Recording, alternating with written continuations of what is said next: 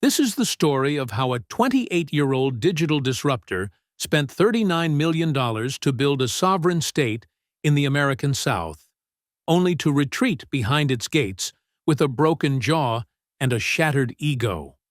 In June 2025, following a massive payday from his fight with Mike Tyson, Jake Paul acquired one of the most significant pieces of land in the history of Georgia. The 5,746-acre estate known as Southlands. He didn't just buy a vacation home, he bought a property the size of a small city, fortified it with 6.5 miles of high-game fencing, and rebranded it as Paul Reserve.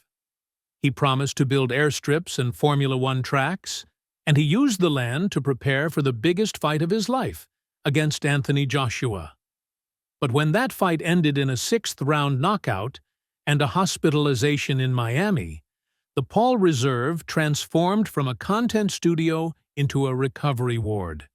This is the complete anatomy of that acquisition, from the century of conservation history he purchased to the geopolitical friction he ignited in the quiet town of Bainbridge, to the specific financial strategies that turn this red clay dirt into a tax-sheltered fortress. To understand the weight of this transaction, you have to realize that Jake Paul did not simply buy a McMansion in the suburbs, but rather an institution that brokers John Kohler and Walter Hatchett compared to purchasing an NFL franchise. Properties of this caliber, featuring contiguous tracts of 5,000 acres with this level of infrastructure, simply do not exist in the open market. The history of this dirt stretches back to the 1930s, and a man named Herbert Stoddard, a giant in the conservation world known as the father of prescribed burning, who assembled the original 26,000 acres, including this tract.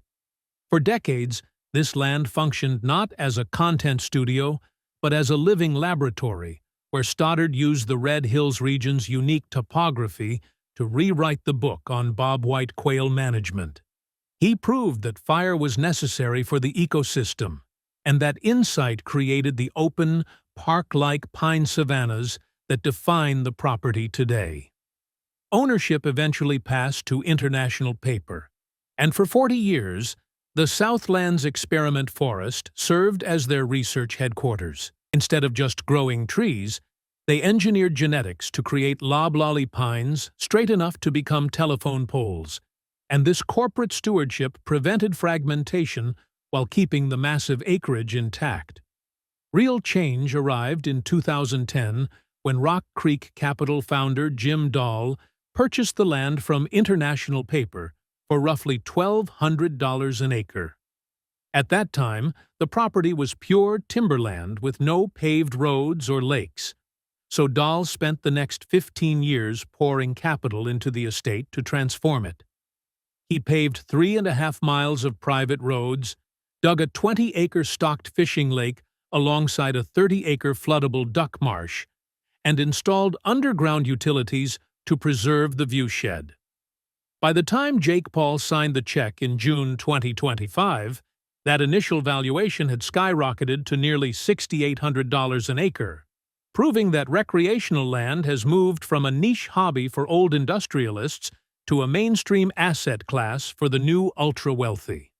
The timing of this deal was surgical, coming just 7 months after Jake Paul stepped into the ring with Mike Tyson at AT&T Stadium in November 2024.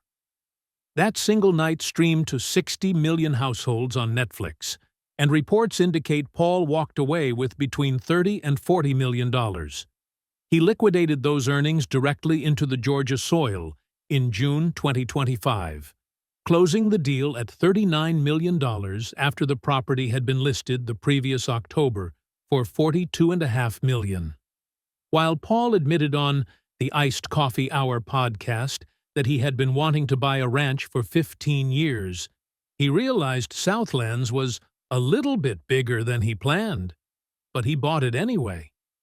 This transaction stands as one of the largest single-asset recreational land sales in Georgia history, and signals a massive shift in the market. Historically, The buyer profile for these legacy plantations has been 60-year-old hedge fund managers or heirs to oil fortunes, but now the title belongs to a 28-year-old YouTuber.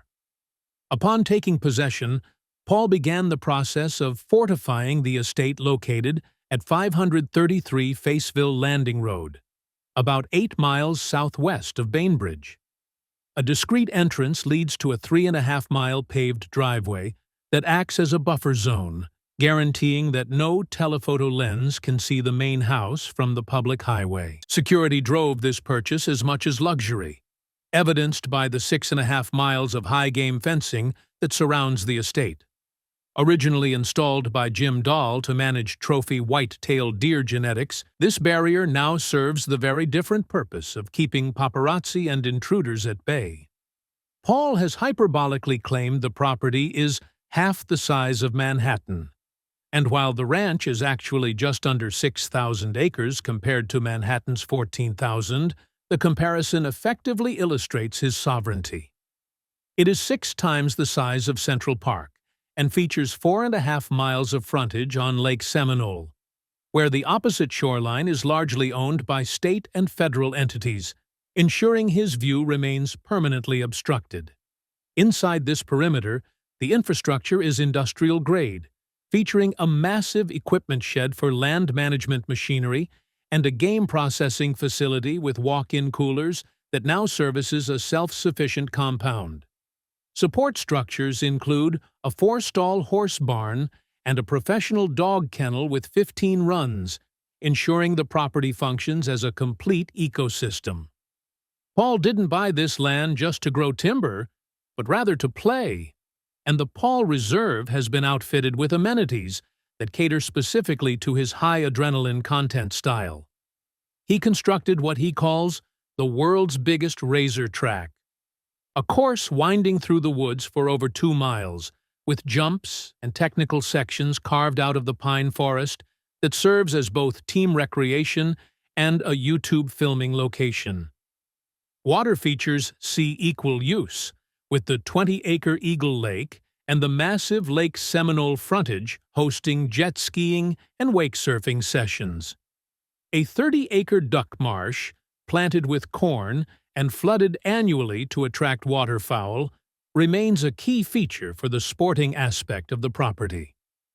Future plans are even more ambitious, as Paul has been vocal about his intention to build a private airstrip on the property. The flat agricultural fields, specifically a 60-acre irrigated peanut and corn field, make this a feasible project that would allow him to bypass commercial airports entirely, and he has even mentioned plans for a paved Formula One-style racetrack, though that would require significant engineering and permitting within Decatur County. The true test of the Paul Reserve came in the latter half of 2025, when the estate converted into the training headquarters for the Anthony Joshua fight. Paul moved his entire camp to Bainbridge because the strategic isolation of rural Georgia eliminated the inevitable distractions found in Puerto Rico or Los Angeles. The nerve center was the main lodge, a 4,884-square-foot structure with 8 bedrooms and 5.5 bathrooms that housed his core team, while sparring partners and support staff stayed in the guest cabins and the newly constructed manager's house. To simulate the humidity of the fight location, he built an outdoor boxing ring and used the private roads for grueling roadwork sessions. He even attempted to build a psychological edge by bringing in Don Charles, the trainer who had previously guided Daniel Dubois to a victory over Anthony Joshua, a move designed to signal that Paul possessed the blueprint to beat him. The camp was hermetically sealed with no leaks and no media, intended to be the perfect incubator for an upset. On December 19, 2025, the gates opened and Jake Paul traveled to the Kaseya Center in Miami, but the result was catastrophic. Anthony Joshua, weighing in nearly 27 pounds heavier and standing 5 inches taller, dominated the fight until landing a knockout blow in the 6th round that ended the bout and broke Jake Paul's jaw. The aftermath was brutal, requiring surgery to implant 2 titanium plates and the removal of several teeth. Paul was placed on a liquid diet and immediately retreated back to Georgia, where the Paul Reserve stopped being a content studio and became a sanctuary. Those 6.5 miles of fencing were no longer about keeping people out for exclusivity, but about hiding a broken fighter from the public eye. While Paul was licking his wounds inside the gates, a different kind of fight was brewing outside them because his arrival in Bainbridge coincided with a massive socio-economic conflict in Decatur County. The town was already fighting a proposal by Safer Human Medicine to build a $396 million primate breeding facility intended to house 30,000 macaques for medical research. Locals felt their quiet agrarian community was under siege from all sides, facing industrial-scale animal testing on one hand and a loud, disruptive YouTuber on the other. Neighbors quickly began registering complaints as the noise from the razor track, ATVs, and shooting ranges drifted across property lines, violating the silence people moved to this county to enjoy. Reports surfaced of neighbors meeting with local officials to explore a class-action public nuisance lawsuit, citing the noise and the traffic on the 2-lane Faceville Highway as major disruptions. This friction highlights a stark clash of cultures between previous owner Jim Dahl, who managed the land for silence and quail, and Jake Paul, who manages it for content and volume. Despite the noise complaints and the broken jaw, the purchase of the Paul Reserve represents a sophisticated financial maneuver. First, there is the tax strategy, where maintaining the 60-acre peanut and cornfields alongside forestry operations likely qualifies Paul for agricultural tax exemptions that significantly lower carrying costs. The property's history with the Tall Timbers Land Conservancy suggests the potential for conservation easements, which could allow a high earner like Paul to restrict development in exchange for millions of dollars in income tax deductions that effectively subsidize the purchase price. Then there is the asset class itself, because in an era of inflation, land is king. By parking $39 million in a finite, appreciating asset, Paul has secured his wealth against market volatility in a way that depreciating supercars and fluctuating crypto never could, proving that 5,000 acres of watered, fertile land in the American South is a safe bet. The Paul Reserve stands as the physical manifestation of Jake Paul's career arc. Loud, controversial, and undeniably expensive. It serves simultaneously as a content backdrop for his millions of followers, a tax shelter for his accountants, and a fortress for his physical safety. As 2026 begins, Paul remains behind his gates, recovering from the violence of the ring while shielded by the pine trees of South Georgia. He may have lost the fight to Anthony Joshua, but in the real estate market, he remains undefeated, having secured a piece of the American dream 6 times the size of Central Park to prove that in the new economy, a YouTuber can indeed become a land baron.